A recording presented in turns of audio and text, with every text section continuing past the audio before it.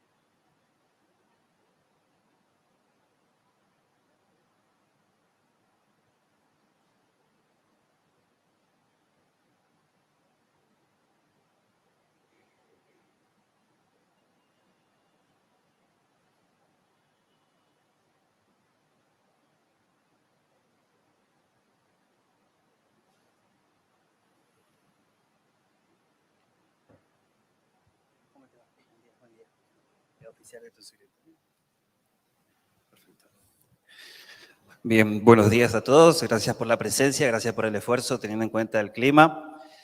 Bien, como había dicho el doctor Caballero, estamos por presentar al doctor Andrés Harfuch, abogado de la UBA, doctor en Derecho de la UBA en la tesis El veredicto del jurado, calificada como summa cum laude, profesor adjunto regular de Derecho Penal y Procesal Penal en la Universidad de Buenos Aires, vicepresidente de la Asociación Argentina de Juicios por Jurado, miembro titular del INESIP, autor del libro, de 5 libros y de múltiples artículos científicos, consultor experto para la reforma de los sistemas de la justicia en varios países de América Latina, el Caribe y Argentina. Muchas gracias por su presencia, doctor.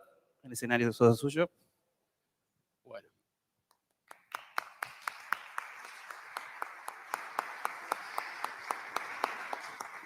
Bueno, ¿cómo le va?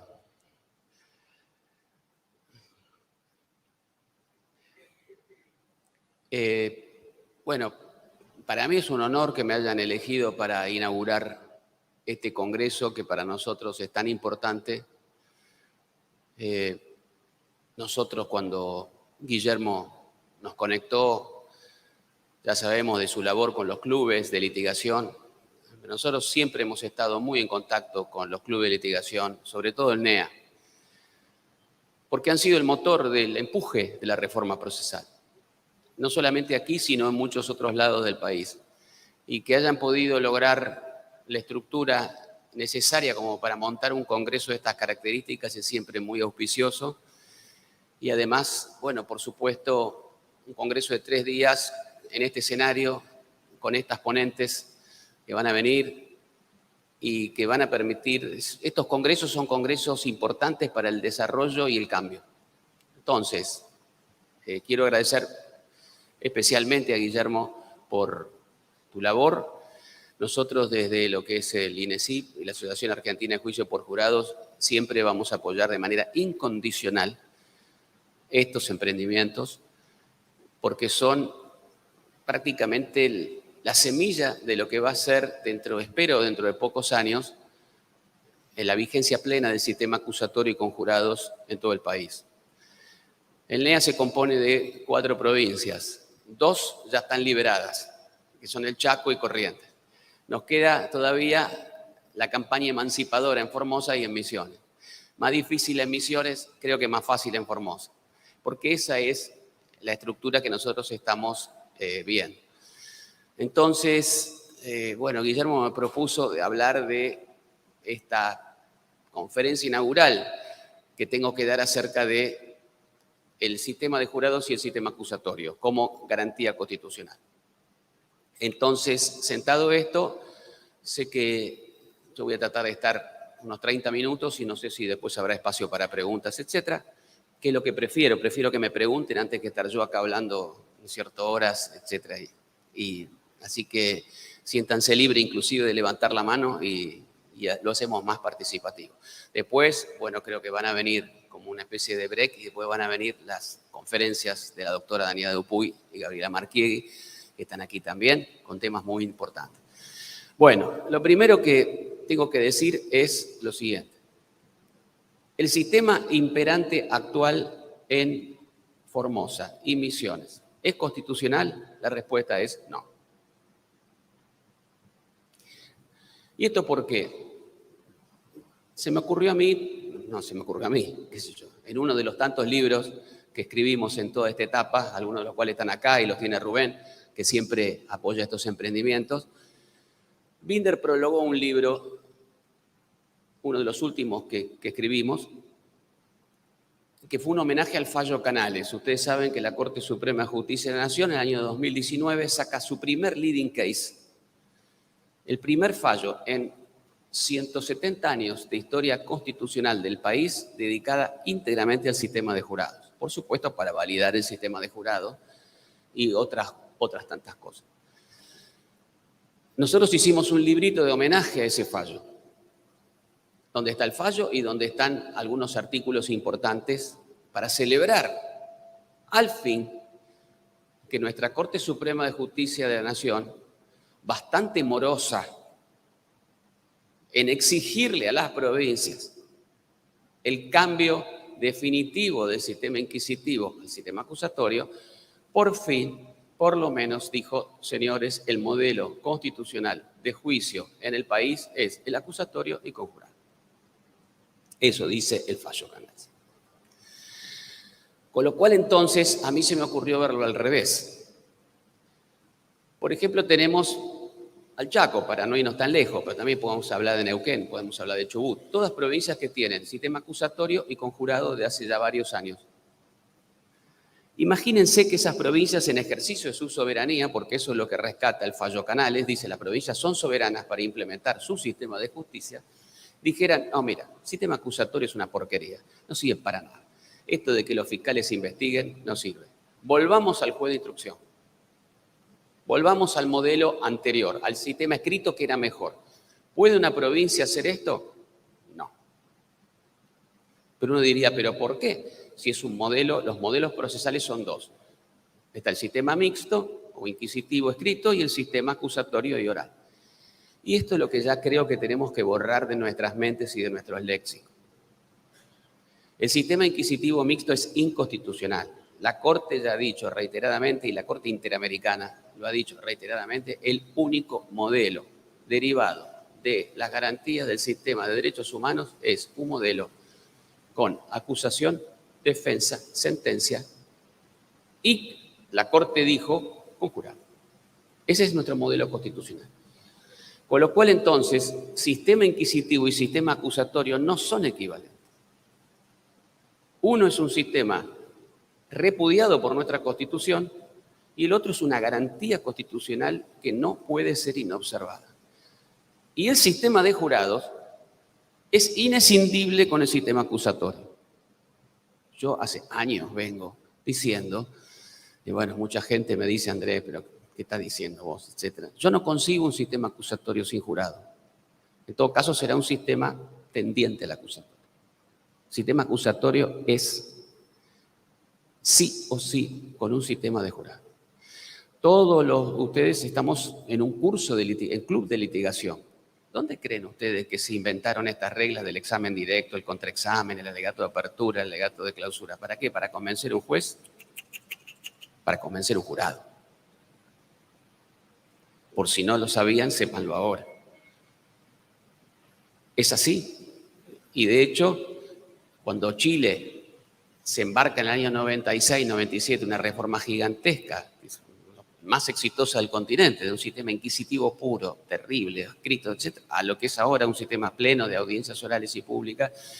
En esa época, Julio Mayer, íbamos todos, Binder, íbamos nosotros, yo más chico en esa época, decía, bueno, pero aunque sea pongan un sistema de jurado para los delitos de homicidios. No. Ellos concebían un sistema acusatorio íntegramente abastecido por jueces técnicos. Yo le dije, se van a arrepentir, y efectivamente se arrepintieron. Entonces ahora están Dicen, Andrés tenía razón. ¿Por qué? Porque, bueno, el sistema empezó a funcionar años, y de repente se encontraron en una meseta, que es lo que sucede, y el pueblo chileno desconfiando de su sistema judicial. Entonces me vinieron a ver otra vez y yo les dije, bueno, yo se los advertí, se los dije varias veces. Cualquier sistema acusatorio que pretende erigirse sin participación ciudadana es inconcebible hasta en la historia.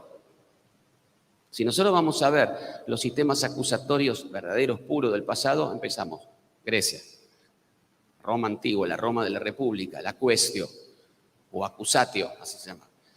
Los germanos antiguos, los ingleses del medioevo, después en la era moderna los norteamericanos, es decir, en Norteamérica, todos esos sistemas acusatorios siempre tuvieron, era inconcebible que la sentencia la dictaran jueces, la dictaban un conjunto de ciudadanos, siempre conducidos por un juez o una figura del sistema judicial. Entonces no hay un solo ejemplo dentro de los sistemas acusatorios en la historia de la humanidad que haya sido abastecido exclusivamente con jueces técnicos. Entonces, y en función de eso es que todas las cuestiones que ya dije, que ustedes saben de lo que es un sistema de litigación adversarial, estaban hechas en función de convencer a 12 personas.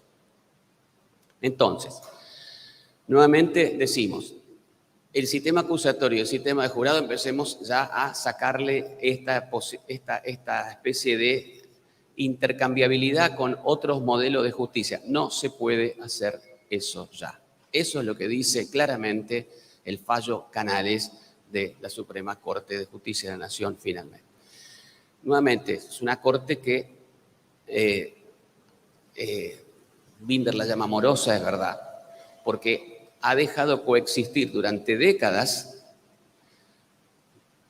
Por ejemplo, todavía nosotros no pudimos implementar el Código Acusatorio Federal sancionado en 2014. ¿Por qué? Por las presiones de Comodoro Pi. El lobby de Comodoro Pi, que quiere seguir con el juez de instrucción todopoderoso, una figura casi medieval. No, casi no, medieval, feudal, de concentración del poder, etcétera, etcétera. Yo me acuerdo, tenía un amigo juez de instrucción, no voy a decir el nombre, me decía, yo soy una orden de allanamiento ambulante. Me decía, claro, una cosa. Y sí, entonces, pero viene bien la expresión, más allá del chiste, porque es un poder inmenso. Ese juez podía entrar a la casa de cualquiera de nosotros sin orden, porque era el juez.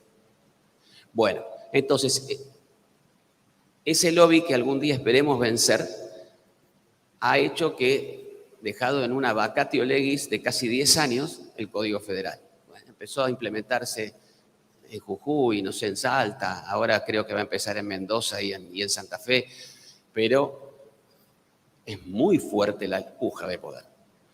Y miren, imagínense si encima le decimos que ese código tiene 23 normas que establecen el juicio por jurado, de poner el sistema de jurado. Bueno, yo estoy convencido que esto finalmente va a suceder, pero ese es un modelo inconstitucional de administración de justicia. La Corte, yo no entiendo por qué nunca tuvo la valentía de dinamitar eso, fulminarlo, decirles, señores, esto no va más. Porque la Corte lo hizo una vez, una sola vez en la historia, después de un fallo tremendo, un caso terrible que hubo en Santa Fe, que fue el caso Fraticelli, en donde la Corte, el sistema más inquisitivo que había de América Latina era el santafesino. Y la Corte, ahí sí, en el año 2005, creo que fue 2006, le dijo a Santa Fe, señores de Santa Fe, se terminó. El sistema en donde el mismo juez que investiga es el mismo juez que dicta una sentencia es absolutamente inconstitucional. Cambien ese modelo. Santa Fe lo hizo.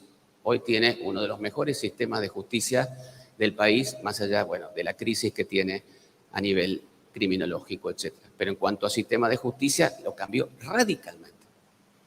Estuvo a punto de dictar la ley de jurado y nuevamente los poderes retrógrados, conservadores, dijeron no. Y bueno, pero estamos muy cerquita también de conseguirlo. Pero la Corte debió haber hecho eso en todo el país y no lo hizo. Sin embargo, de a poco, a su modo, va sentando las bases para que ya las provincias, la mayoría de las cuales ya tienen un sistema acusatorio, más de la mitad, ya 12 provincias tienen juicio por jurado, no solamente que lo tienen, sino que ya llevamos 800 juicios por jurados en el país, en el modelo clásico y es un éxito absoluto.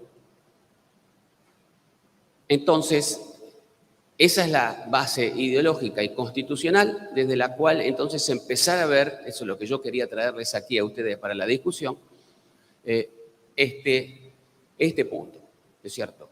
Nuevamente, no podemos caer ya en el error y Formosa en ese sentido tiene una ventaja. ¿Cuál es?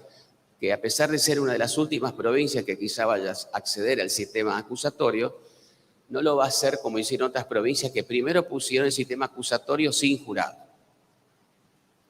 Como por ejemplo, de donde vengo yo, la provincia de Buenos Aires. Y después, claro, empezaron a quemar las papas porque los ciudadanos siguen desconfiando del sistema judicial y entonces, unos casi 10, 15 años después, sancionan la ley de juicio por jurado. Bueno, entonces, cuando Formosa finalmente, espero dentro de poco, o sea, un año, dicte el Código Procesal Penal, va a tener que tener sistema de jurado. Por supuesto, para las causas que se inicien con posterioridad. De tal modo que entonces apenas las causas empiecen a llegar a juicio, si son causas que tienen 20 o más años de prisión, que es la fórmula gradual con la cual intentamos empezar en el país y nos ha ido bien, entonces, es decir, los homicidios y los abusos sexuales graves, etcétera, van a ir obligatoriamente con sistema de jurado. Entonces, ¿pero por qué? No por un capricho del legislador, porque este es el modelo constitucional que eligió el país. Ustedes recordarán también que antes de Canales hubo un fallo en el 2005 famoso, llamó Casal, que decía eso. Eso, desde Casal en adelante, no hay margen para las provincias para continuar con sistemas que vienen de la época del 1400, 1300. La Corte en Casal dijo, el sistema acusatorio es el modelo constitucional, acusación, sentencia, defensa, y agregó con el voto el doctor Zaffaroni y con jurado. Ese es el modelo constitucional irrenunciable al que tienen que llegar, ¿no es cierto?, las provincias. Bueno, y después, y ustedes me dirán cuándo se me cumple el tiempo, etcétera, está la otra razón. ¿Por qué el modelo constitucional es el juicio por jurado? ¿Por qué? Uno diría, bueno, ¿por qué? ¿Qué sé yo?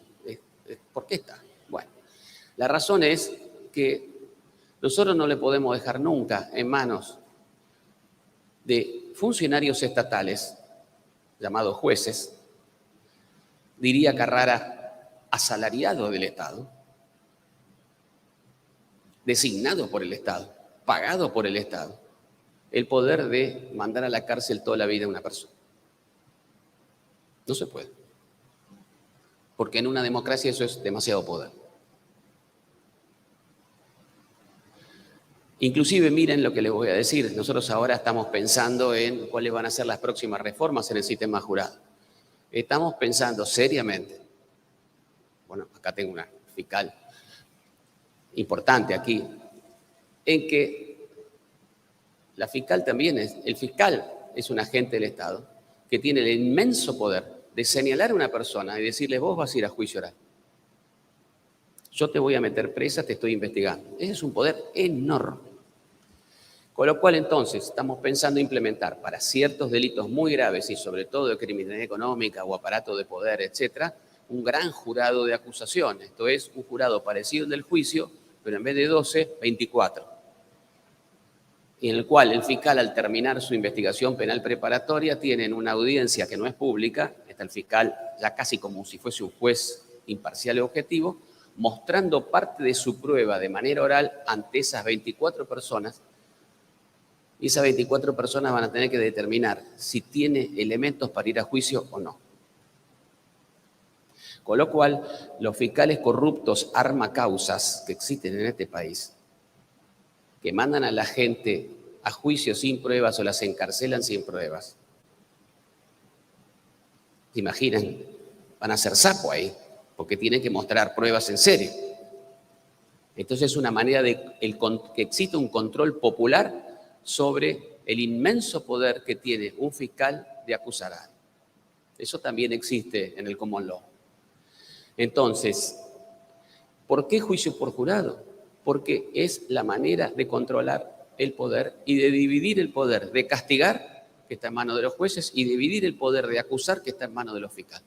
¿Entre quién? Dos actores, el fiscal y el juez, por un lado, y el pueblo por otro. De tal modo que entonces, cuando en un juicio por jurado común y corriente, en vez de tener un funcionario, es decir, un tribunal, tenemos dos. Tenemos el juez, que es el que decide qué testigos, qué pruebas va a escuchar el jurado. Eso es un poder muy grande que tiene. Un juez puede perfectamente decir, sí, viene la víctima, viene el querellante, viene el imputado y le dicen, miren, yo quiero proponer al testigo tal. El juez dice, este testigo no. Bueno, ese es un poder muy grande. Bueno, el juez es el que decide qué pruebas va a escuchar el jurado. El jurado después da el veredicto de culpabilidad o inocencia y le indica el delito por el cual debe responder. Pero después, si el jurado dice culpable, el juez es el que aplica la pena, no el jurado. Entonces ven cómo el poder de castigar se divide y se reparte. Por eso es que el jurado es una garantía constitucional. Por eso es que los países libres, los países civilizados, adelantados, a nadie se le ocurre dejarle el poder de castigar exclusivamente en mano profesional. ¿Está claro esto? ¿Por qué? Porque dice es un poder tan grande que hay que dividirlo. Y estos países, sobre todo, yo hablo de la tradición anglosajona, pero también lo tenían los griegos y también lo tenían romanos. ¿Por qué? Porque ya ellos eran conscientes de que el poder siempre va a abusar de sí mismo. Lo hizo en el pasado y lo va a seguir haciendo. No hay manera. Entonces, ¿cuál es la mejor manera? Bien, limitar ese poder. ¿Cuál es la manera de limitar el poder? Traer 12 personas comunes y corrientes de entre 18 y 75 años de edad, que no tengan que ser abogados, que pasen por un filtro muy importante de depuración o de selección que se llama Boardir, que después van a hablar en este curso. Esto es, personas que van a poder ser interrogadas y decirle, mire, ¿usted tiene una opinión formada del caso? Sí. Sí, mi esposa me dijo que el tipo este es culpable. Fuera. Se va. O alguien que es pariente de la víctima. Entonces, tenemos la posibilidad de dejar un tribunal lo más imparcial posible de 12. Esa es otra de las garantías que tiene el sistema de jurado. Entonces, esa es la manera en que el pueblo controla el sistema judicial. Pero lo controla juicio a juicio, juicio tras juicio, juicio tras juicio, juicio tras juicio.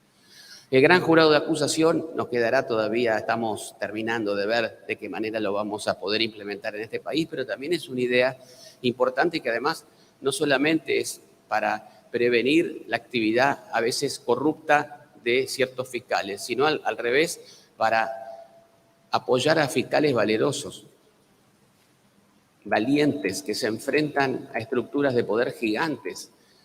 Todos ustedes saben que el expresidente Trump fue acusado por un gran jurado hace 2 semanas en Estados Unidos. Imagínense qué fiscal en este mundo puede acusar a alguien así tan poderoso. Un fiscal con su firma, sí, requiero la elevación a juicio del señor Trump. No se puede hacer eso. Ahora, ¿quién lo mandó a juicio? 12 neoyorquinos. Perdón, 24 neoyorquinos. Entonces, y esa es la manera que ese fiscal pudo realmente llevar a Trump al banquillo de los acusados y que enfrente un juicio. Entonces, esa es la idea de también de tener a los ciudadanos dentro del sistema penal. Y además, esa es la razón de por qué el jurado. Y eso es lo que me ha tocado a mí en esta vida tratar de desarrollar y lo que después le tuve que explicar a los chilenos cuando, bien, se dieron cuenta de que teniendo exclusivamente jueces técnicos no iban a poder sobrevivir a las demandas tremendas que tiene la ciudadanía en el siglo XXI en todos los países sobre los sistemas judiciales, y empezaron a ver entonces cómo los viejos constituyentes del siglo XIX tenían razón. Yo soy un convencido que este país hubiera sido completamente distinto si hubiésemos respetado esa manda constitucional desde el día de nuestra fundación. Porque acá no es que se nos ocurrió ahora hacer el juicio por jurado. Sarmiento lo quiso hacer, Avellaneda lo quiso hacer, Bartolomé Mitre lo quisieron hacer todos los presidentes, todos, prácticamente todos. Y siempre chocamos contra la llamada corporación judicial, que en realidad era la corporación de los abogados. Porque nosotros como abogados siempre tenemos el monopolio del poder de juzgar. Por eso Binder dice que fue la defensa sindical más exitosa de la historia. Nosotros los abogados dijimos, no, el tema de los juicios es exclusivamente nuestro. No, por eso es que los jurados no pueden ser abogados. Entonces, Y ahora nosotros nos estamos dando cuenta, desde el año 2015, que ya en 2014 que empezó el primer juicio por jurado clásico en Neuquén y después vino toda la avalancha de la provincia de Buenos Aires y se sumó Chaco, Mendoza, Entre Ríos, ahora está, bueno, Córdoba que tiene un modelo que tiene que cambiarlo, modelo medio mixto, pero bueno, pero que sirvió para romper el hielo. Ahora está Chubut, Río Negro, bueno, un montón de provincias ya están jugando con jurados y empiezan a ver los beneficios increíbles de esta institución. El primero de todo, Chaco además instituyó el jurado civil. Porque, bueno, fíjense, para darles una idea, un chico una vez estaba jugando en una plaza. Uno de los juegos se vino abajo, le pegó en la cabeza, quedó parapléjico. Bueno, le hizo el juicio civil. ¿Saben cuánto duró ese juicio civil? Escrito totalmente. 13 años. Para cobrar una indemnización que era una miseria. Bueno, al chico, que no podía ya ni caminar, perdió toda la motricidad, etcétera, fue 2 veces al juzgado y el juez no estaba. Todo esto, Argentina fue sancionada por la Corte Interamericana de Derechos Humanos en ese fallo. Ese juicio por jurado civil hubiera durado 3 días. ¿Entienden? ¿Veis? Y nosotros estamos viendo eso en materia penal. Juicios que duraban... Nosotros tuvimos un juicio hasta ahora reciente contra una expresidenta que duró 3 años y por Zoom. Por favor, ¿qué es eso? Pero eso es una risa, ¿no es cierto? Con audiencias que se hacían cada 2 miércoles. Eso no es un sistema de juicio. En cambio, cuando el juicio es por jurado, empezamos un lunes y terminamos un viernes trabajando de 8 a 19 horas. En 4 días, con inmediación, continuidad, contradicción, etcétera, etcétera, y con todo oral, delante del pueblo y delante de todo el pueblo que está viendo, los periodistas, etcétera, se terminan las causas, con una legitimidad en ese veredicto que no tiene ninguna otra sentencia del sistema judicial. Y eso es lo que está pasando en Argentina. Muchos decían, no, eso no va a funcionar, Argentina, eso es más de los ingleses, de los yanquis. Nada que ver. Mentiras. Se están cayendo uno a uno. Por eso yo no tengo la más mínima duda que Formosa, cuando emprenda su reforma de misiones, va a ser un éxito total el sistema jurado. ¿Por qué? Porque los ciudadanos y ciudadanas argentinas, ¿no es cierto? Yo siempre, toda mi vida, por una cuestión ideológica, a mí me decían, no, el pueblo, está bien, sí, todo por el pueblo, para el pueblo, sin el pueblo. No, no, no. Yo adhiero a la línea que algunos politólogos norteamericanos dicen, ¿tenés un problema? Llama a los ciudadanos. ¿Tenés un problema que no podés resolver? Junta un grupo de gente común, planteáselos y que deliberen y que te digan qué opinan. Bueno, el sistema de jurados es ese. Entonces, el jurado está en las constituciones porque es una división del poder de castigar. Y por eso es una garantía individual de todos nosotros. Por eso es que un sistema en donde 3 jueces o un juez admiten las pruebas, imponen la pena y además deciden si esa persona es culpable o inocente, es una concentración de poder inadmisible en nuestra Constitución y que repugna la Constitución. A mí muchas veces me preguntaron, pero Andrés, entonces todas las sentencias de los TOC en la Argentina son inconstitucionales. Totalmente. Están ejerciendo y usurpando un poder que no está. Y bueno, pero hasta el día que implementemos el juicio por... Bueno, pero no se puede. Tenemos una constitución que prohíbe que los jueces juzguen los crímenes. Entonces, nuestra Constitución lo que ha establecido es que debe haber un reparto obligatorio de poder entre el juez técnico y los jurados populares. Entonces, esta es la idea de por qué el jurado es una garantía constitucional y además por qué necesitamos el juicio por jurados. Y esto es lo que yo quería traerles hoy aquí. Así que bueno, yo voy a dejar aquí, si quieren charlamos, hacemos algunas preguntas. Bueno, muchas gracias.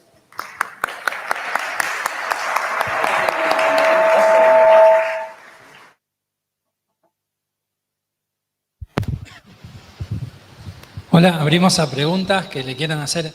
No todos los días lo tenemos al doctor Andrés Harfuch entre nosotros, así que aprovechémoslo.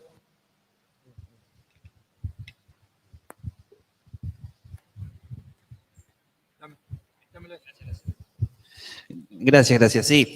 Bueno, como dijo el doctor Caballeros, iniciamos el ciclo de preguntas y bueno, yo que estoy acá arriba me atrevo a abrir el ciclo de preguntas con una pregunta. Básicamente, como todos los presentes saben, nosotros hacemos un juicio, un simulacro de juicio por jurados el sábado 15 en el teatro, que por lo que expuso el doctor cobra mayor relevancia y mayor importancia con todos los argumentos que dijo, así que les invitamos a todos a no perderse. Sé que este es un primer día, el primer horario, pero también recordar todo lo que tenemos de acá en adelante en este congreso. Yo quería preguntarle básicamente si creería usted que Formosa estaría dando sus primeros pasos, estaría avanzando hacia el constitucionalismo con este primer juicio por jurado, que sea simulado. Esa sería la primera pregunta. Y la segunda pregunta que tengo es, ¿cuál creería usted que sería la relevancia o el aporte que podría hacer inclusive desde los mismos jueces, desde el control de constitucionalidad difuso que existe en la Argentina? Como había dicho, el poder mismo tiende a abusar de sí mismo y también a lo mejor tal vez dependemos mucho de que se implementen las leyes para que surjan este juicio por jurado. ¿Cuál sería el aporte que podrían llegar a hacer los jueces dentro de sus fallos o dentro de esto? Muchas veces se dice que uno no tiene un problema, existe una solución que no nos gusta. Así que esas serían mis dos preguntas. Sí. Bueno, en relación a los simulacros,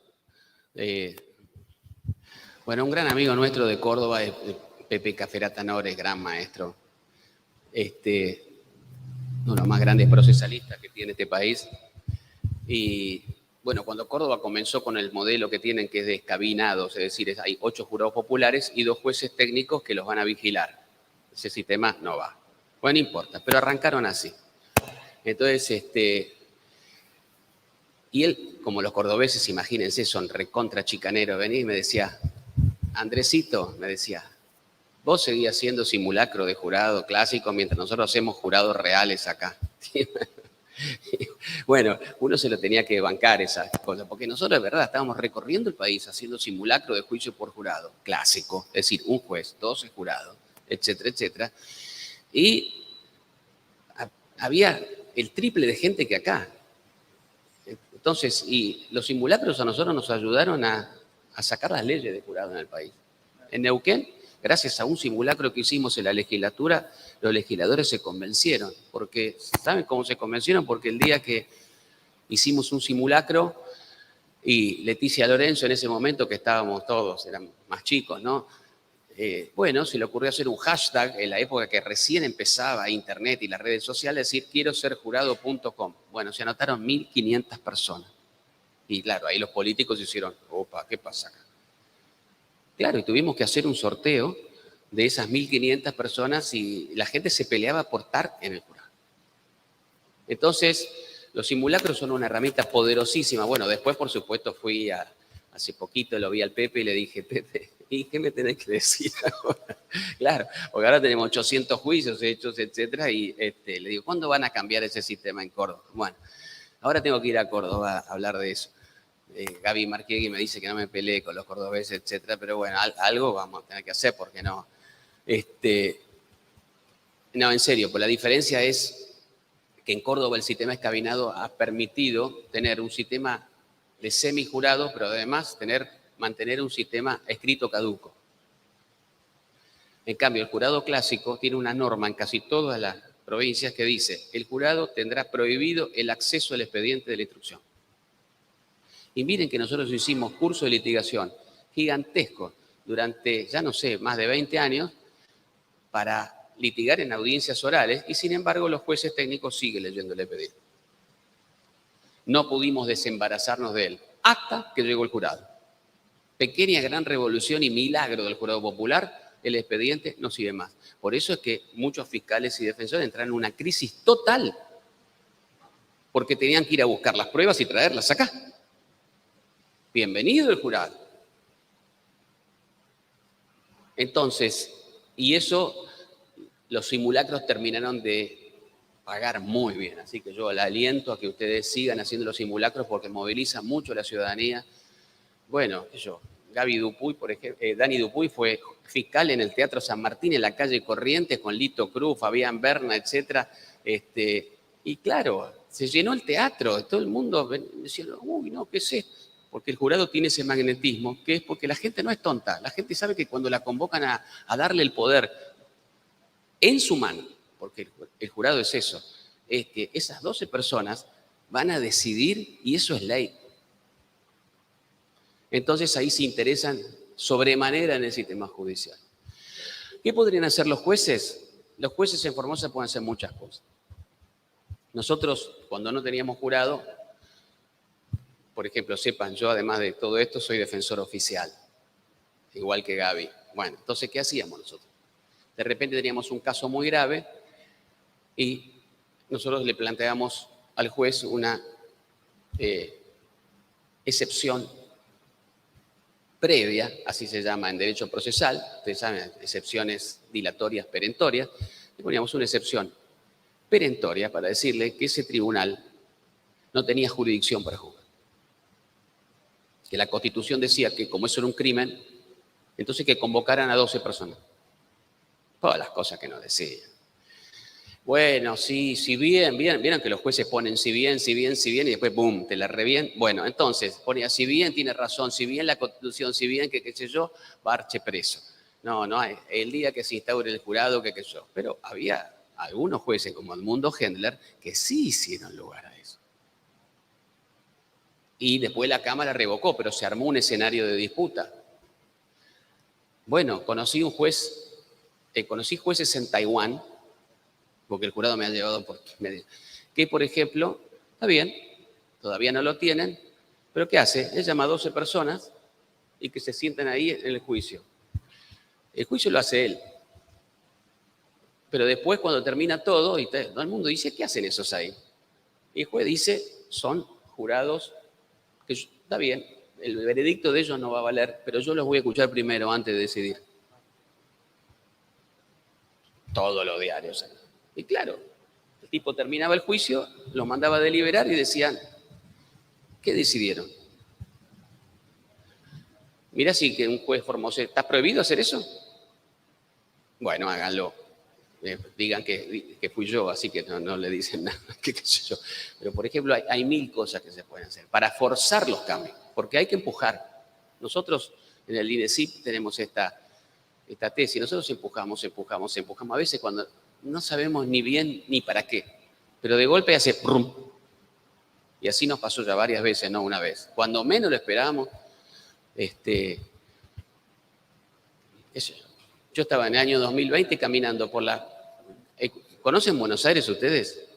Bueno, ¿vieron la pizzería Guerrín en Corrientes? Bueno, entonces yo iba en una Buenos Aires fantasmagórica, sin un alma en la calle, con 2020. Era la primera vez, creo que salía, que tenía que ir a DOC a buscar un libro que el loco de Rubén Vilella se le ocurrió sacar un libro en plena pandemia de jurados. Bueno, entonces lo tenía que ir a buscar a 3 metros, me dio el libro casi con un palo para no tocarlo, porque claro, había un miedo, no había vacuna, no había nada. Entonces, y todo Guerrín cerrado, yo lloraba así, de repente me suena el teléfono. Dice, hola, sí, Andrés, ¿qué tal? Te habla la viceministra de Justicia del Chaco. Sí, tomate el primer avión porque vamos a sacar la ley de jurado civil. Me empezó a temblar el teléfono en la mano, le digo, ¿de qué me estás hablando? Andrés, no sé cómo, pero subite un avión y venite. Y bueno, y fuimos. Y sacamos la ley. Entonces, ¿y por qué? Porque nosotros, civil, Binder a mí me prohibió meterme ahí porque me dice, ese es un quilombo eso. Es ir, y sí, bueno, pero si no lo hacemos nosotros, ¿quién lo va a hacer? Pero esa es hay que empujar. Así que a los jueces formoseños aquí, sean creativos, pero sobre todo, ¿qué pasaría si un juez dice, no, me niego a hacer este debate, salvo que convoquen a jurado popular? Entonces esa es la manera de que los poderes políticos a veces se den cuenta de las cámaras. Y hoy ya no, es decir, además tenemos enfrente al Paraguay que tiene sistema acusatorio hace más de 20 años. En fin, Misiones y Formosa están rodeadas. Están rodeadas. Ríndanse.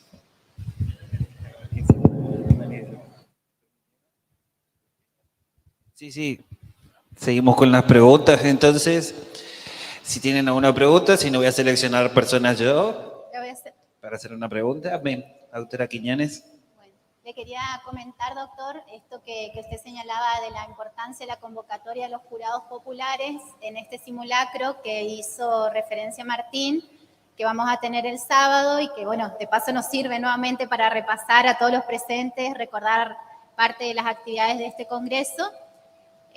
Surgió la idea de hacer este simulacro y que sea por juicio, por jurado, y lanzamos una convocatoria y solamente la pudimos tener abierta durante 2 días porque tuvimos 120 personas a través de los escasos medios de difusión que tenemos desde el Club de Litigación y bueno, y superaba enormemente las expectativas que teníamos para un simulacro de un día.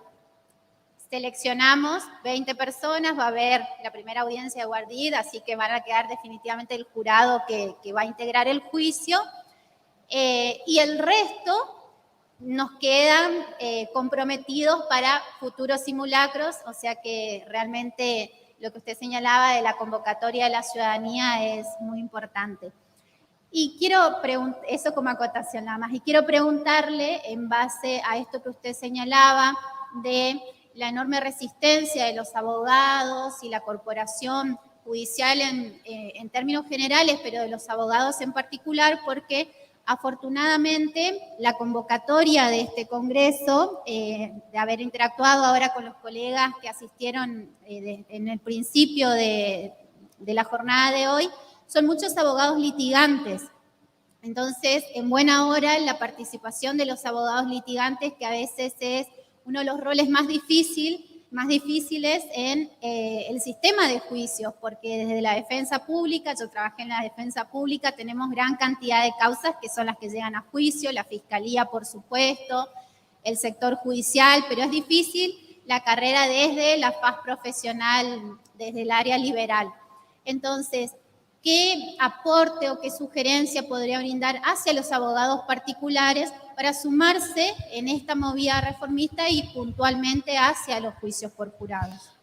Te voy a responder desde la experiencia. Cuando se sancionó la ley de juicio por jurado en la provincia de Buenos Aires, nosotros pensábamos cosas que después no se cumplieron. Una de ellas era eso que vos decís, ese miedo. Decías, bueno, los abogados particulares que nunca vienen a ningún curso, nunca hacen curso, etcétera. En la provincia hablo, de Buenos Aires. Vamos a depender mucho de los defensores oficiales. Fue al revés. Gracias a los abogados particulares empezó el juicio por jurados en la provincia de Buenos Aires. Yo todavía conozco defensores oficiales que no se animan a hacer juicio por jurado. Tienen miedo. Yo los persigo, le digo, che, ¿qué haces? ¿Cómo que no tuviste? Ya.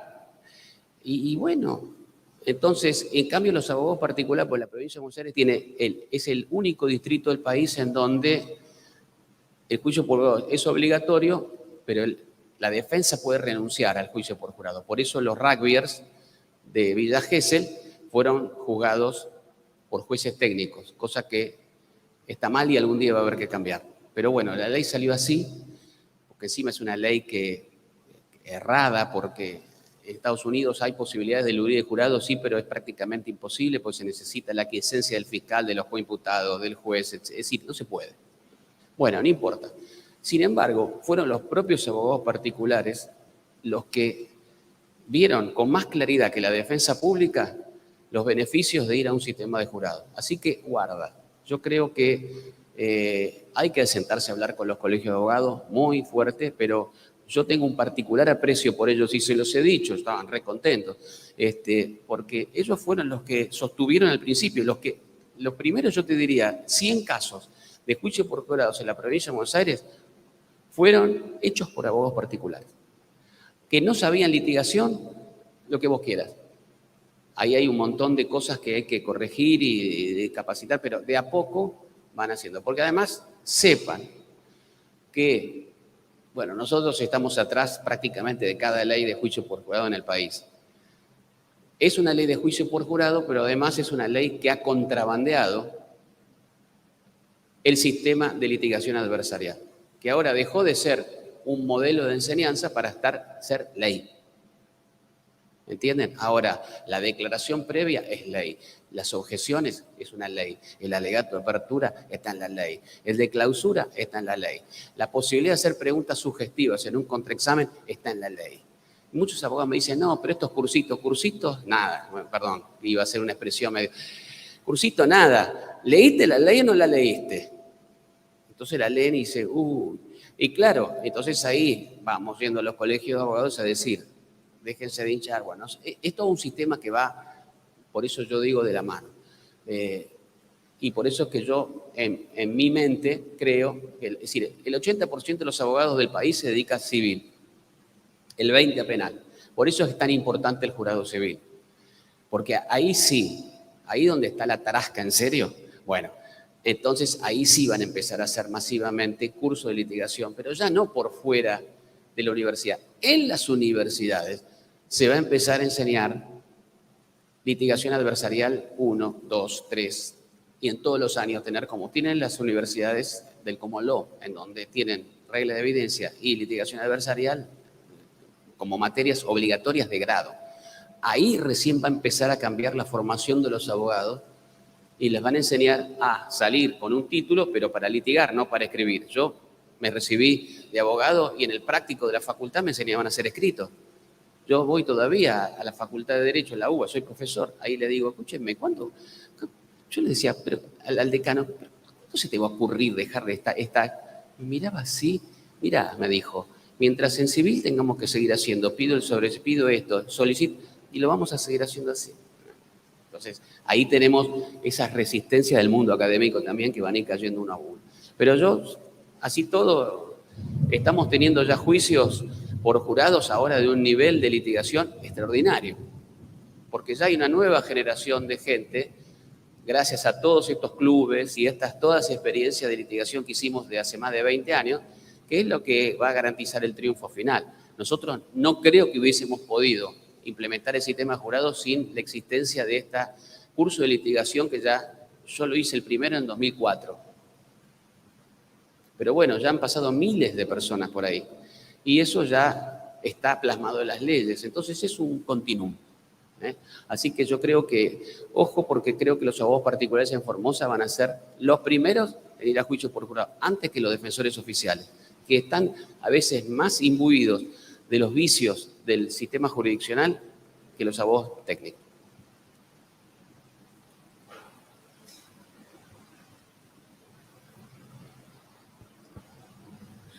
Doctor, usted mencionó que lleva más de 800 juicios por jurados en donde usted trabaja. Si nos podría ilustrar así qué evaluación hace de esa experiencia de los más de 800 juicios por jurados que llevan adelante en ese lugar. Bueno, podríamos hacer un congreso entero para responder esa pregunta, pero te voy a responder sintéticamente. Es una gran pregunta.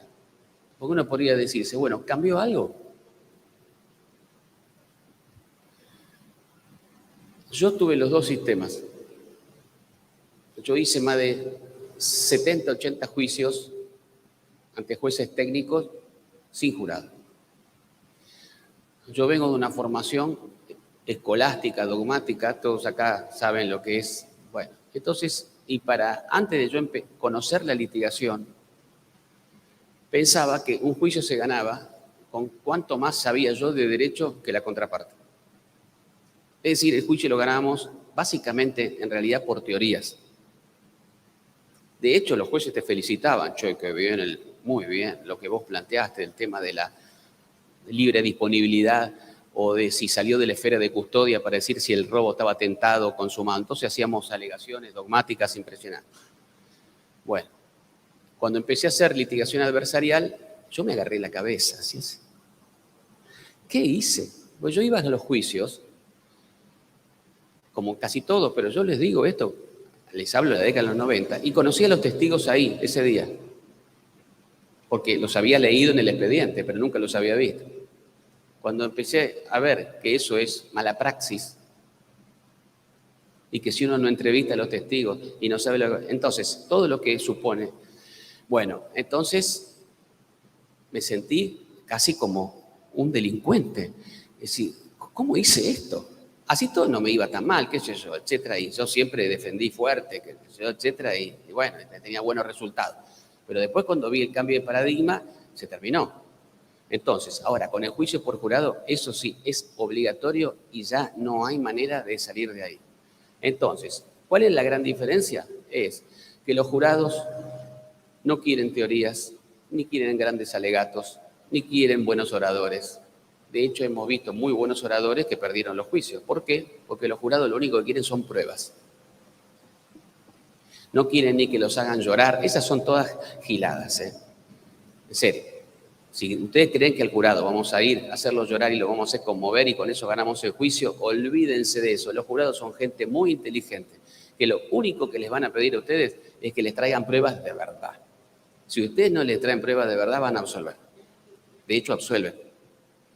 Entonces, yo me tuve que reconvertir de abogado de teorías normativas y del qué sé yo, que son importantes, a ser un eficaz buscador de pruebas, rastros y de saber ejecutar. Y las fiscales ni hablar. Por eso que tenían bronca al principio con el juicio por jurado, porque claro, se descansaban en las actas, en el expediente y el juez se arreglaba. Y el juez terminaba siendo el que auxiliaba a un fiscal mediocre y le armaba la condena. Esa alianza espuria se terminó con el juicio por jurado. Entonces, ahora el jurado son como 12 personas que te van a escuchar con mucha atención, pero son inmisericordias con los mediocres. Entonces, si vos no armaste el caso, ya no vas a tener no te van a tirar ningún salvataje. Entonces, creo yo que la gran revolución que puedo decirte para responderte de manera corta una pregunta tan importante es que el jurado lo que ha hecho es haber restaurado y traído con toda su fuerza el sistema de la prueba. Parece una tontería lo que estoy diciendo, pero no lo es. Porque nosotros estuvimos décadas haciendo juicios casi sin pruebas o con malas pruebas. Y pruebas además que se incorporaban por lectura, que no pasaban por la audiencia pública, etc. Entonces el jurado nos ha obligado, por varias de sus disposiciones, a que traigamos prueba de los hechos. Y la otra gran revolución que provocó el juicio por jurado es que nosotros los abogados dejemos de hablar en el idioma del foro. Los autos corren por cuerda, NN masculino entró de óbito en el nosocomio. ¿Cómo podemos hablar así nosotros? El expediente no está en letra. No, tenemos que empezar a hablar en castellano. ¡Qué revolución! Porque los abogados, esto lo dijo Foucault, no yo. Foucault en La verdad y la forma jurídica dice que los abogados se inventaron un lenguaje para separarse del resto. Entonces uno va a hablar con un abogado, yo estoy a veces en audiencias técnicas y la Cámara dicta dice, bueno, por lo cual el incuso queda en este momento casado, qué sé yo, y el imputado me dice, ¿y qué pasó? Y porque no entiende. Ahora, con los jurados se terminó eso. Entonces tenemos que traducir al lenguaje llano, claro, en castellano, con lo cual los abogados nos tuvimos que resetear. Bienvenido, eso le da más transparencia al juicio. El público entiende, la prensa entiende, todo el mundo entiende.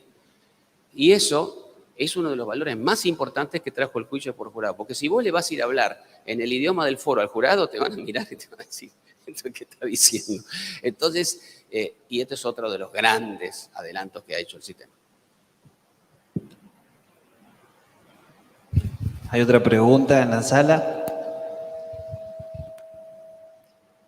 Quisiera preguntarle si no considera el control de constitucionalidad y convencionalidad un mecanismo idóneo para empezar a pujar y llevarnos hacia el juicio por jurado.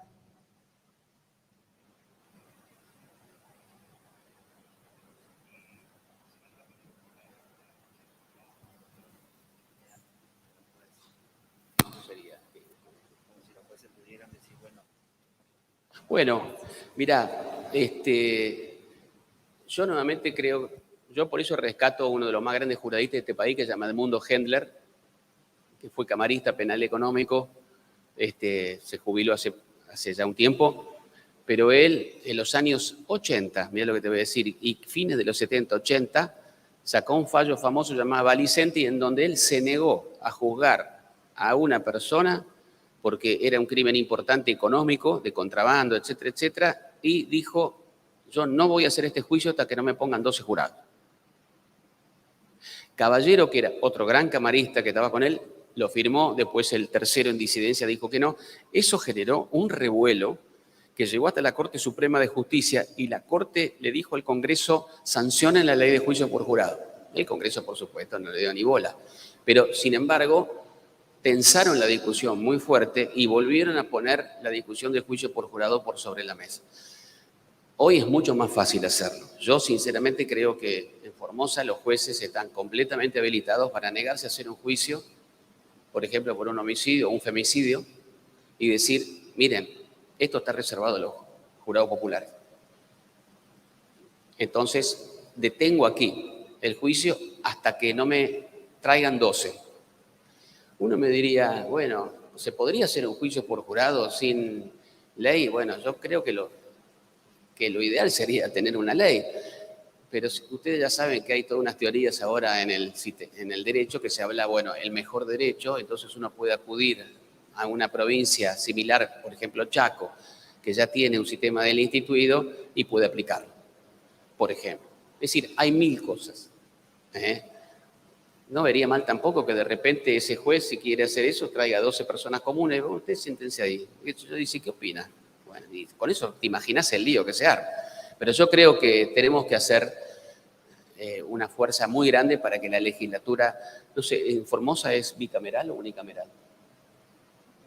Bueno, la legislatura dicte la ley de juicio por jurado, pero tiene que entrar conjuntamente con el CPP.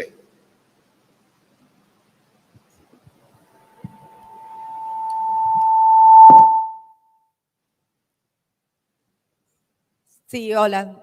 Mi pregunta, en realidad es una preocupación que tengo. Yo soy de la provincia de Santa Fe.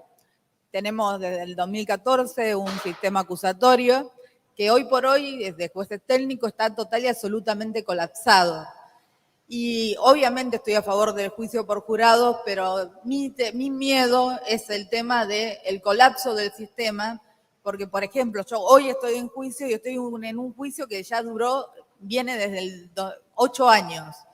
Entonces, mi miedo es cómo hacer eficiente para que los juicios que sean por jurado no pase lo mismo que está pasando con el sistema acusatorio de jueces técnicos, en donde el sistema colapsa porque no se pueden llegar a abreviados previos y no dan los plazos, no dan la cantidad de jueces y no da la estructura del sistema judicial como para poder llevarlo adelante. Mira, nosotros nos hicimos cargo de eso cuando empezamos con el sistema de jurados en la Argentina. Y por eso decidimos ser muy prudentes y no nos fue mal. Entonces, también recibimos muchas críticas por decir, ¿por qué los delitos de 20 o más años de prisión? ¿Qué? ¿Acaso los delitos de menos pena no son crímenes? Y sí, claro que sí. Pero nosotros no comemos vidrio y sabemos perfectamente que uno de los problemas que tiene la Argentina, por ahí en Santa Fe vos me estás diciendo esto, pero no es lo mismo que sucede en, por ahí, provincias más ordenadas, como pueden ser Neuquén, Chubut, Río Negro, etcétera, que no tienen este colapso que vos decís. ¿Por qué? Porque tienen un número suficiente de jueces, fiscales, igual tienen problemas, todo el mundo tiene problemas. También en el common law hay problemas. También el common law ellos le llaman el stock de juicios que le quedó de la pandemia, es tremendo, todavía no lo pudieron resolver. Sin embargo, nosotros decidimos empezar muy gradualmente con el jurado. Entonces, con una ley como la que yo te digo, en Santa Fe vas a tener unos 20 juicios por jurado en el año. ¿Eso va a colapsar el sistema judicial? No. ¿Va a alienar demasiado? No. Sin embargo, van a ser juicios tan simbólicos, tan fuertes, que son los que empiezan a generar la conciencia de esto. Entonces, Mendoza comenzó exclusivamente con los delitos del artículo 80 del Código Penal y 2 años después amplió con ley a más delitos todavía. y en 2 años va a ampliar a más todavía. ¿Por qué? Porque ellos dijeron, con esto vamos a ir a 2 juicios por jurado por mes. Efectivamente, eso fue lo que pasó. Bueno, entonces dijeron, el sistema lo va a resistir, lo resistió perfectamente. Entonces dicen, ¿podemos hacer 5 por mes? Sí. Está bien, ellos calculan y lo van haciendo así. Yo creo que en Argentina lo ideal sería que fuésemos como también los chilenos, que son muy buenos programadores, ellos saben perfectamente, calculan todo. Nosotros como argentinos creo que somos medio, vamos bien. Entonces, y bueno, qué sé yo, somos, no sé, parte somos así. A mí me encantaría que fuésemos de otro modo, pero nuevamente te digo que en Santa Fe va a ser, es cierto, el día que salga ya tuvimos, no sé, 3 medias sanciones de la ley de jurado y que preveía una competencia así, precisamente para que haya al principio pocos juicios, pero muy importantes. Doctor, ¿qué tal? Soy Agustín Blanco de Resistencia, pero pertenezco al Club de Litigación de Corrientes. ¿Se escucha bien ahí? ¿O me escucha más o menos? Hola. Bien, igual voy a hacer una pregunta específica que tiene que ver con los alegatos de clausura en el marco de los juicios por jurado. Parto de la siguiente premisa. El problema de la tergiversación de las partes con respecto a la prueba que se produjo durante el juicio, ya sea con una valoración que excede justamente la simple apreciación de la prueba, sino quizás haciendo decir a la prueba cosas que no dijeron. Mi pregunta es, ¿cómo usted cree que debe abordarse esto para no contaminar al jurado? Si simplemente deberíamos estar a las objeciones que podrían plantear las partes. Entonces la pregunta es, tanto para los litigantes, ¿qué deberían hacer si objetar o no los alegatos de clausura cuando se da este tipo de apreciaciones? ¿Cómo debería en ese caso proceder el juez? O si usted cree que esta cuestión se soluciona simplemente con las instrucciones finales al jurado, recordando que, bueno, los alegatos no son prueba y demás. Ese es mi punto sobre la tergiversación en los alegatos de cierre en el marco del proceso por jurado. Gracias. Bueno, este es otro de los nuevos temas que aparecen ya con las leyes de jurado y que nos van a dar unos 10, 15 años más de curso de capacitación dentro de los cursos de litigación adversarial. Es decir, nosotros tenemos que pensar que la litigación adversarial no solamente es lo que estamos acostumbrados a ver ahora, examen directo, contraexamen, etc., sino que va dentro de ya ahora, mirá, ya surgen las preguntas en estos congresos, van a tener que aparecer lo que nosotros llamamos las reglas éticas de la abogacía. Martín Sabelli, del día que vino acá por primera vez al país, decía eso. Nosotros abríamos la boca. ¿De qué está hablando? Y sí, porque el juicio por jurados se inserta en una cultura de ejercer la abogacía que es muy distante de la que tenemos nosotros. En el sistema, no Argentina, sino los países herederos del civil law, de la tradición inquisitorial de Europa continental. En esa tradición los abogados pueden decir lo que quieran. No se puede hacer eso. No se puede hacer eso. Entonces, en cambio, en el common law, un abogado que se excede en lo que es las reglas éticas del ejercicio de la abogacía, que ya están como en la sangre, le sacan la matrícula. Entonces, lo que él dice, en inglés se llama to vouch the witness. ¿Qué quiere decir? De repente viene un testigo al juicio que dice con monosílabos, sí, no. Bueno, pero uno quisiera que se explayase un poco, pero no lo lograron.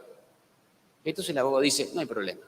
Hay otra clausura, yo voy a decir lo que yo quisiera que el testigo hubiese dicho. Yo no puedo hacer eso.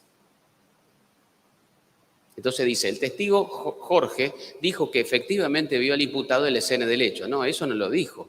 El testigo lo único que dijo es, sí, no. Eso se llama coachear el testigo. Eso está prohibido hacerlo. Pero no está prohibido por una ley, está prohibido porque está pésimamente visto como ejercicio de la abogacía. Del mismo modo que un fiscal, yo lo he visto en Loma de Zamora, en un juicio de abuso sexual gravísimo, que le dijo así al jurado, en la acta de clausura. Señoras y señores miembros del jurado, este es un hecho gravísimo, ¿no es cierto? Sí. Bien, ustedes acá tienen al imputado. Bien, ustedes vieron que el imputado no abrió la boca en todo el juicio.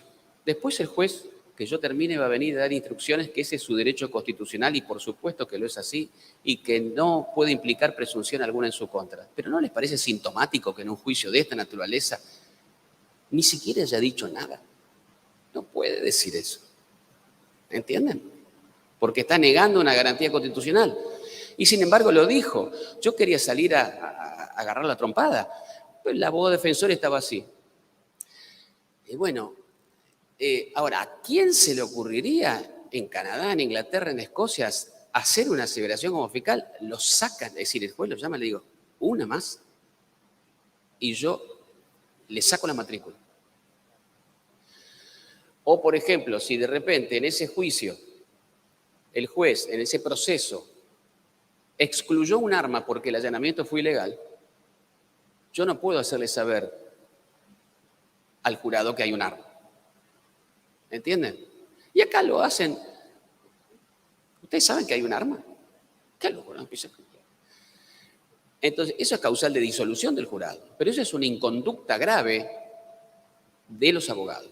Y en este país, nosotros como abogados decimos, no tenemos límite. Nosotros podemos decir lo que se nos antoje y no se puede hacer eso. Lentamente vamos a tener que ir hacia una cultura ética de la abogacía que está bien especificada. Por eso ya la empezamos a poner en las leyes. La ley de la Cava, la ley de Catamarca ya tienen claramente normas que disponen esto. Por ejemplo, tampoco podemos incitar al jurado a fallar por fuera de la prueba. Yo he visto un fiscal en San Martín, por ejemplo, muy buen fiscal, le había hecho un trabajo excelente. Fue el primer juicio de homicidio transversal, es decir, un caso donde la chica le dijo al pibe, mirá, lo nuestro terminó, basta, tomátela. No, si vos me dejás me mato, no. Chao, fuera. Muy bien, ¿qué hizo el tipo? Agarró, la chica se fue a trabajar, entró a la casa de la chica donde vivían la mamá y la abuela y las mató a las dos. ¿Para qué? Para que ella no se olvide más de él. Homicidio transversal, hecho y derecho. El fiscal lo probó excelente. En el alegato de clausura, al final, terminó y dice, bueno, estuvo muy bien. Y al final dice, bueno, una última cosa, no se olviden, ni una menos. No puede decir eso. ¿Qué tiene que ver el ni una menos en este juicio? Entonces él está invitando al jurado a, está bien, se le salió, fue verborrágico y quiso quedar cool, bien, y decir, bueno, qué sé yo, estoy con el pañuelo verde y estoy con el feminismo y toda la historia, pero no necesita, porque eso no tiene nada que ver, esos son consignismos sociales que no tienen nada que ver con la prueba del debate. Eso está prohibido hacerlo. Pero bueno, nos va a llevar un tiempo, vamos a tener que empezar a hacer capacitaciones, ahí sí hablar con los colegios de abogados, para saber, conocer que nosotros dentro del sistema jurado tenemos límites muy estrictos para hacer eso. El problema que tenemos es que en los Estados Unidos el poder disciplinario lo tiene el juez, no el colegio de abogados. Entonces el juez es el que te puede, desde mandarte preso a la alcaidía, al fiscal inclusive, al abogado defensor. Ustedes saben lo que es ese poder. Así se llama tu hold them in contempt. Vos desobedecés la corte, lo máximo es, bueno, te puede sacar la matrícula, te puede poner una multa tremenda en pesos, que nosotros somos partidarios de eso. De, por ejemplo, un abogado que hace esto, el juez, está bien, pero un juez entrenado también, un juez que también conozca las reglas. Pero bueno, es todo un debate que se empieza a abrir, pero vos tenés razón. Es decir, un abogado no puede hacerle decir, coachear al testigo cuando fracasó en hacerle decir lo que el testigo tiene que decir. Entonces, bueno, ¿qué debería hacer el juez ahí? Yo siempre digo, en este escenario donde estamos iniciando el juicio por jurado y empezando con estos temas, llama a las partes al estrado. Tapa el micrófono y le dice, la próxima te arranco la cabeza. ¿Entendiste? Vos no podés decir eso. Pero para eso vamos a tener que tener jueces que sepan estas reglas. Así que bueno, es todo un camino de capacitación que va a empezar. Doctor, generalmente cuando ocurre un hecho delictivo que adquiere trascendencia o se hace notorio por los medios de comunicación o por las redes sociales, lo primero que solemos ver es cómo la gente prejuzga y efectúa lo que solemos llamar la condena social.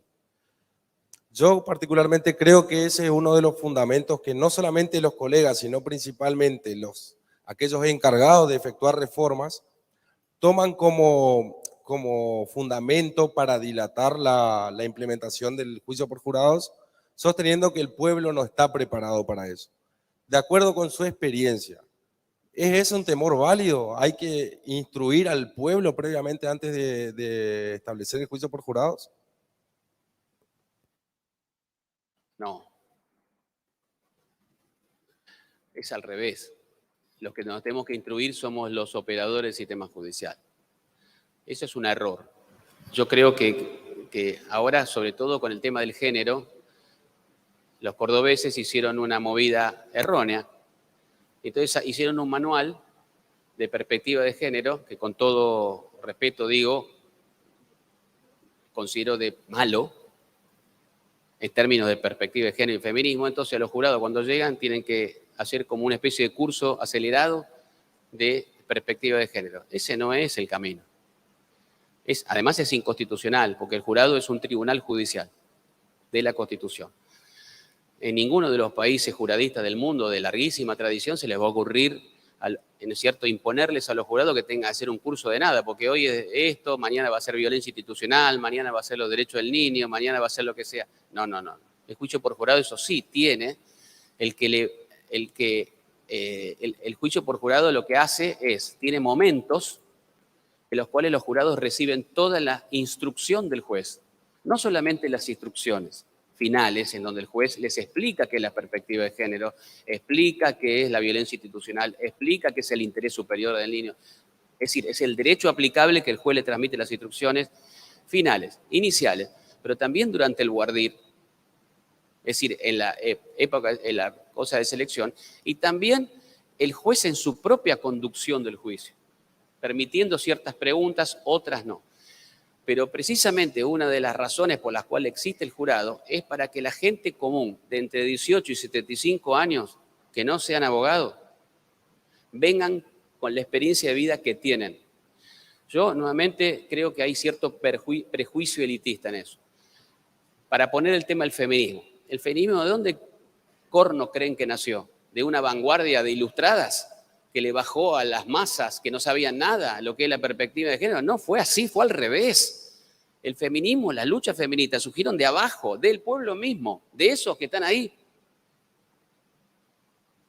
Como todos los grandes cambios sociales. ¿O de dónde se pide que fue, ¿no es cierto?, Concepción Arenal, la primera gran penitenciarista feminista del mundo, de la historia, las luchas civiles feministas de los años 60, 70 en los Estados Unidos, vinieron de abajo. Las luchas a favor del aborto, todo vinieron de abajo, nunca de arriba para imponer. Entonces, yo creo que hay que ser un poco más respetuosos del pueblo, que es el soberano, ¿no es cierto?, y respetar los mecanismos que sí tiene el sistema de jurado para que los juicios tengan perspectiva de género, perspectiva de los derechos del niño, perspectiva de violencia institucional, etc. Lo que sí creo que tenemos que, está bien, eso sí, por ejemplo, la ley Micaela es una ley que está destinada a los funcionarios públicos y los jurados no son funcionarios públicos. Si bien ocupan accidentalmente la función de juzgar, son el pueblo mismo. Es decir, el soberano de donde surgieron y surgen todas las tendencias y corrientes sociales y que seguirán surgiendo con el correr de los siglos. Así que esa es mi opinión. Perfecto, muchas gracias. Damos un fuerte aplauso al doctor Harfuch. Les invitamos a recibir unos presentes por parte de la comisión. Doctor, pasamos por acá.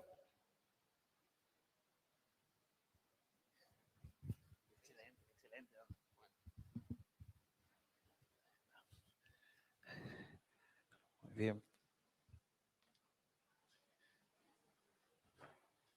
Muy bien. ¿Se le hace entrega? Sí.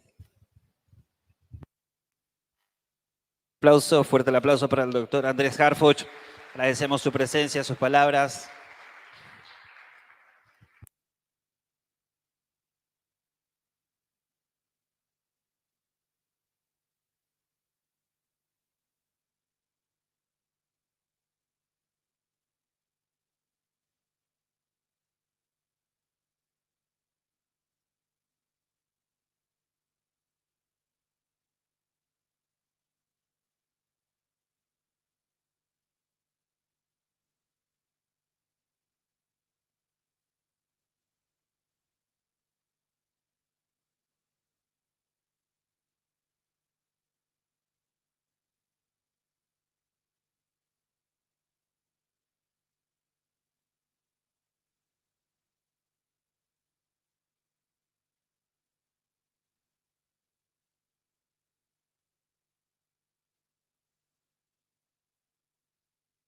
Bien, una vez más agradecerlo a Andrés, que ha tenido la deferencia de venirse a dar este puntapié inicial en nuestro congreso.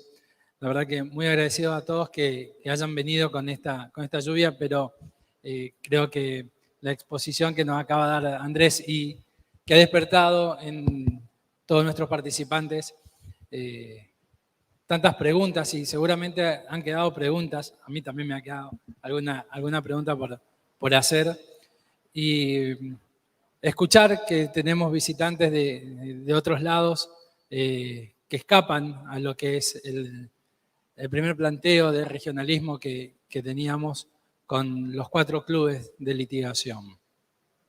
Agradecerles a todos que han hecho el esfuerzo de venirse bajo esta tormenta, ¿sí? Pero que aquí adentro hemos tenido una gran lluvia de ideas, de conocimiento y de una muy hermosa formación en el sistema acusatorio, que va a seguir siendo esta tarde, porque esta tarde tenemos también ya el inicio de lo que es el concurso de ponencias, ya son las exposiciones del Club de Litigación del Chaco y, por supuesto, las disertaciones de Gabriela y el cierre que vamos a tener con Daniela, que también tan generosamente han venido a compartir con nosotros.